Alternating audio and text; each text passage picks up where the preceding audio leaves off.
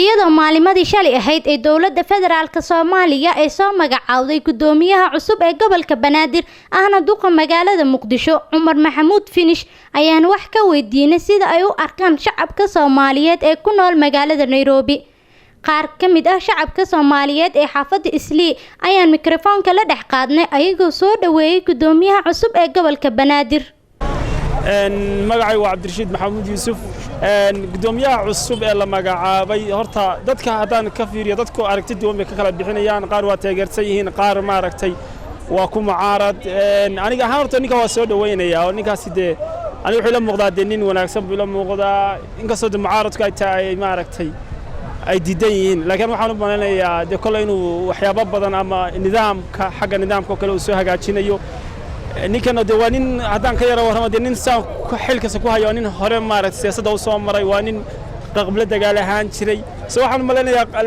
magaca ku maamaada lafageel baa lagu jabiyaa qaqballada badan oo wadanka taliya waxaan maleynayaa inuu maaragtay uu nidaam iyo kala dambeyn ay baran doonaan ay ka baran doonaan marka aad iyo aad baan u soo dhaweynayaa aniga aragtida ahaan waxaan u arkaa gudoomiyaha cusub gobolka Banaadir Cumar Maxamuud Maxamed Cumar Finish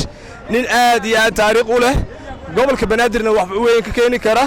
aadna macnaha wax u bedeli kara waana nin halgama ah rugcada ah siyaasadda xaggeeda iyo wax walbaba aad iyo aad soo dhaweynaa wabillahi tawfiiq waxaan soo dhaweynaa gudoomiyaha gobolka Banaadir ahna duqa magaalada Cumar Finish waan soo dhaweynaa waxaan leenahay ilaahay ka dhigo kii xilkiisi oo ku guto si mas'uuliyad sare leh oo waxaan u rajaynayaa meeshii oo engineer Riso inuu hore ugu sii wado oo hooshiisa ilaahay ha ugu dhigo tii uu ku guuleysto oo horan ugu socdo insha Allah bidnillah waxaan u rajaynayaa guul iyo gobonimo insha Allah haddaan isku dayo jawaabta ahayd sidee u aragtaa magacaawid la magacaabay Cumar Finish gudoomiyaha Soomaaliya gobolka Banaadir wallahi horta arrin wanaagsan waaye kulay intii noqon lahayd jijid waxa wanaagsan si degdeg ah in loo doorto waana ku raacsanahay kulay maadaama aniga wax caqabadahan kala kulmin waxaan rajayn doonaa insha Allah shaqadiisa inay si wanaagsan uga soo baxo gudoomiyaha gobolka Banaadir waa nin u qalma kana soo